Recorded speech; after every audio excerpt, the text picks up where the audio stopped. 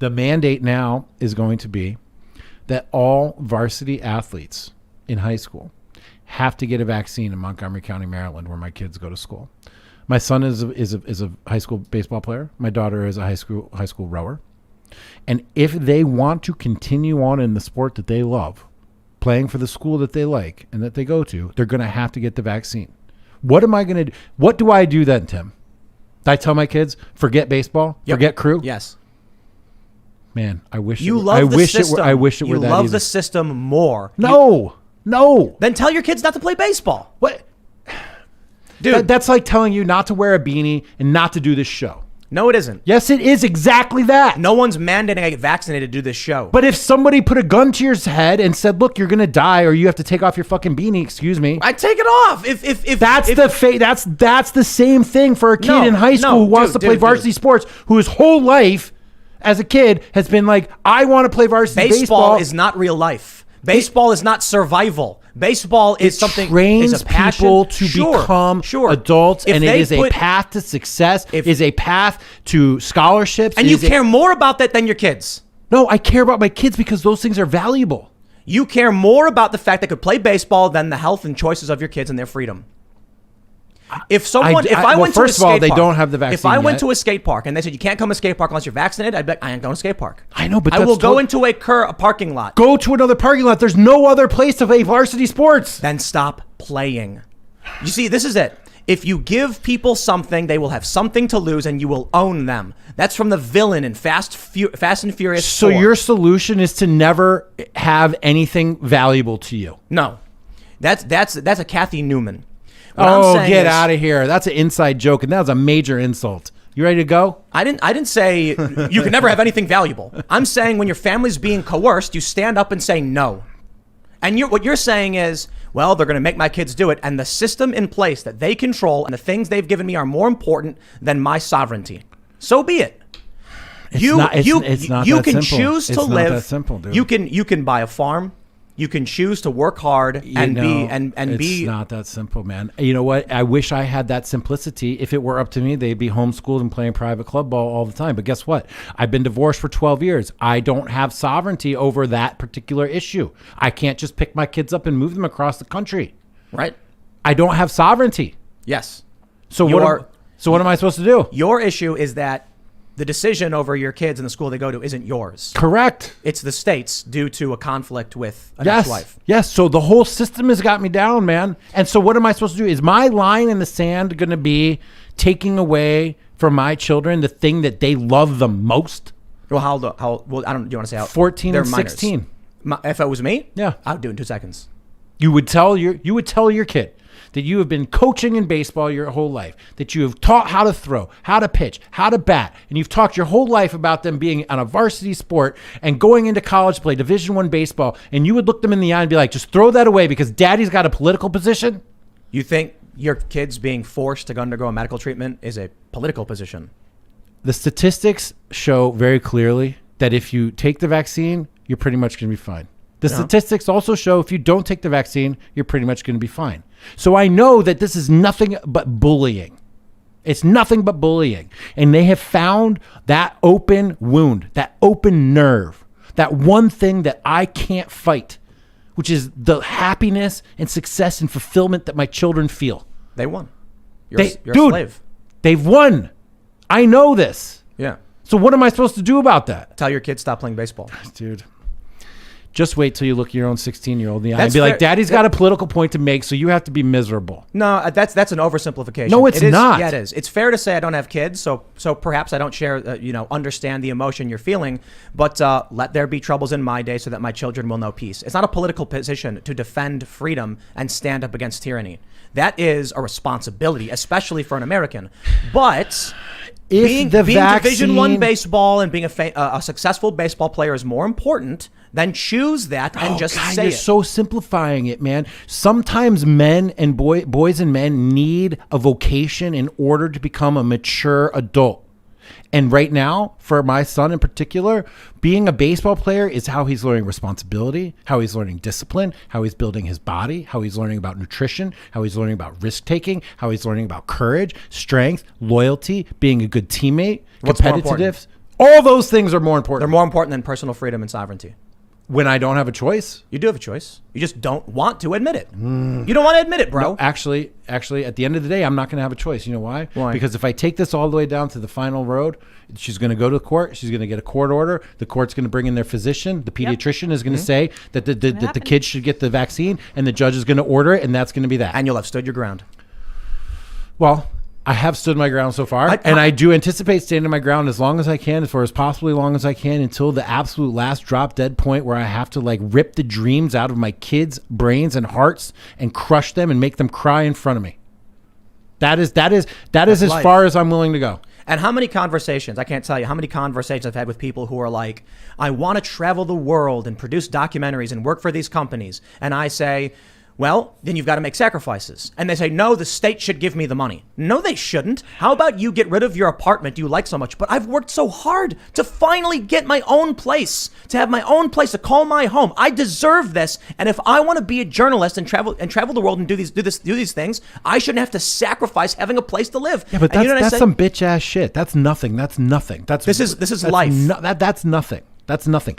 That is making decisions between I want to drink beer or I want to drink water. I want to work at this or I want to do that. That is somebody's choice, okay? We're talking about government compelled vaccines and medical procedures. You have a choice to fight or capitulate. And I to. do, and I will fight it as far as I possibly point- can. But the point what I'm I'm making doing with is this- I'm acknowledging that I will do nothing but fight. And it will all be in vain because I know the entire system is built against me. I am fighting, Tim. I'm fighting every single day, and I'm going to fight. You know who I'm talking to right now? If you're watching, I'm going to fight all the way to the end. Okay? You know who I'm talking to. I'm going to fight all the way to the end. The point I'm making is that I do not accept people coming to me using words to state how they feel about something and then immediately doing the opposite, proving everything they said was bullshit. When someone says, I just wish I had chocolate cake, and I'm like, there's all the ingredients in front of you. I'm not going to make it. So you don't really wish you had it. Dude, You're not totally willing to understand do what you need to do. I totally understand that. I totally understand it. If the vaccine had a 20% rate of paralyzing kids, obviously this choice would be much more clear. Right? The negative side effects of the vaccine are almost the same as the negative side effects to getting corona. They're very close. We're talking about 99.9% of this or 99.9% of that. Did you see the study that said that there's a higher risk of myocarditis than? Yes, I read that. Of course, I have a history of pericarditis. I have a history of heart inflammation. I am completely zeroed in on this issue in particular. That study was preprint. Look, I tweeted that study. I was like, yes to this study. It was preprint. It was not peer reviewed. It was only on 120-day hospitalization rate, and it had some stale data. Okay, it wasn't perfect. People have been tweeting out like it's been perfect, but it wasn't. A lot of the stuff people have been tweeting out to counter the vaccine mandates are like imperfect. It's all imperfect, and this is why I want more time. The rate of change in the data is still so great. But let's slow down. This is not about the vaccine.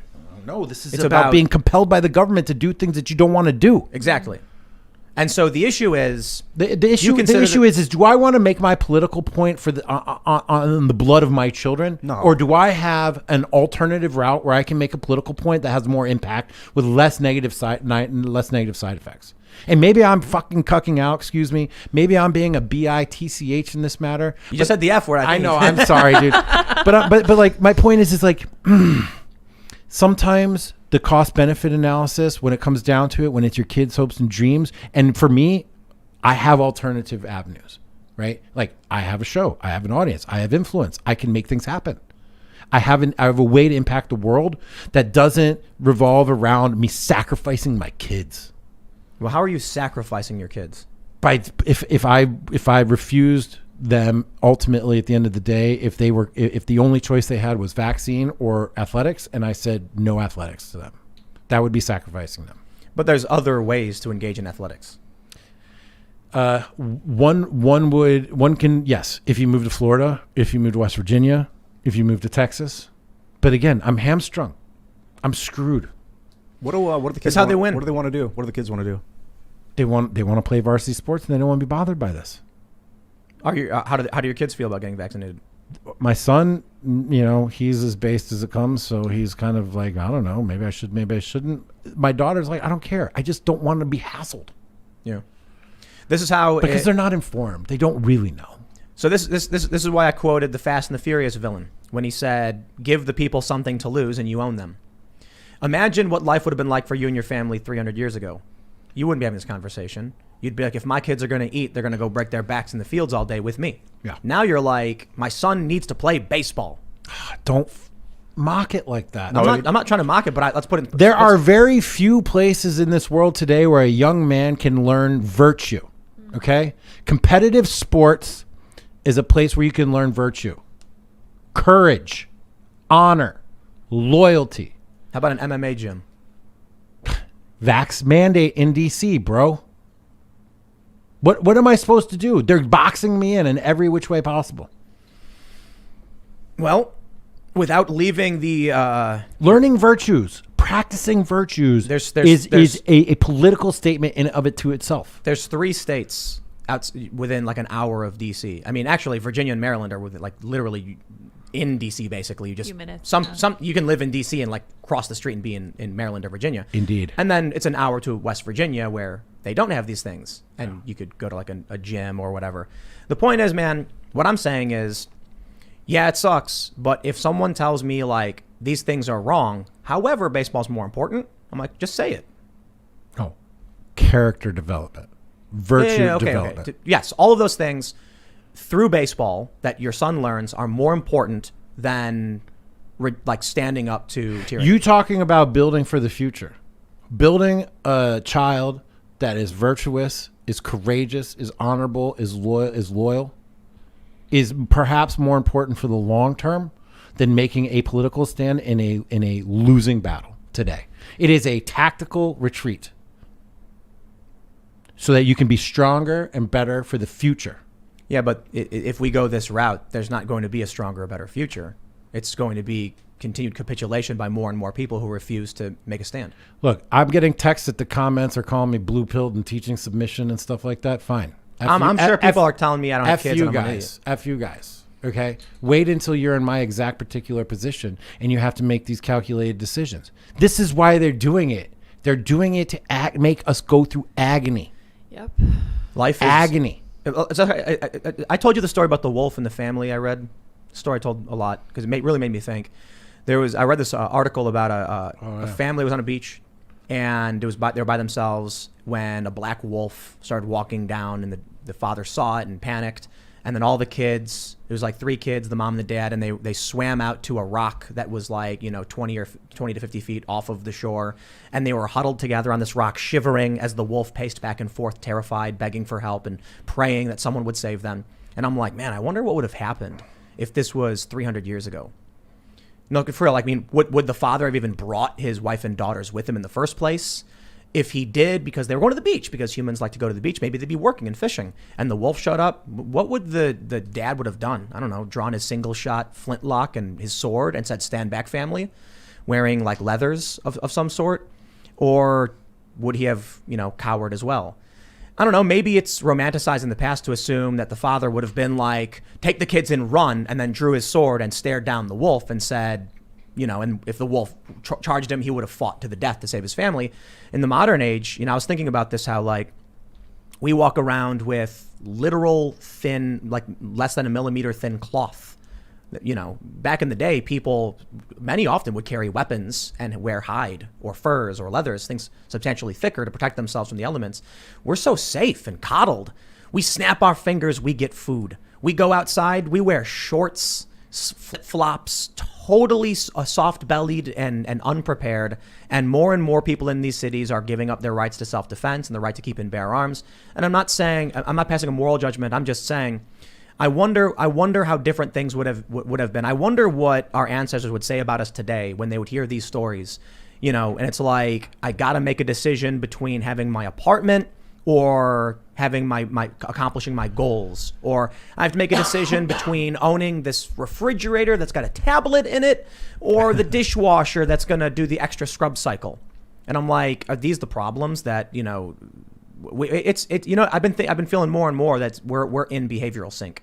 When the problems of our day is that the government has gone from a republic of elected officials gathering together to legislate on our behalf for the most part, and our hearings and our discussions and journalism challenging these things. It's gone from that to an executive ruling by decree, and people now are saying, but dude, I love those chicken wings, so if they mandate it, I'm just going to say fine. I know I'm opposed to the mandates, but I really want to perform at this club and it's going to make money for me, so I'll just do it. There are a lot of people right now that I'm not going to shout anybody out, because there are some people I have tremendous respect who have been hitting me up saying that when the mandates started passing in these cities, they started canceling their shows. Jim Brewer did it. Some other comedians. Chrissy Mayer did.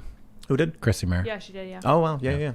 And there you go. Look, guys. Sacrificing income Let and me just make comforts. things perfectly clear, especially to who, if you're watching. I'm going to fight this until a judge orders me otherwise, okay?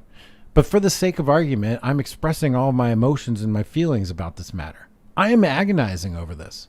This is existential, okay? It's historic. This is about our country, our values. It's about everything that we're doing here in our society. And I'm fighting it, and it sucks, and it hurts, and it's hurting me. It hurts.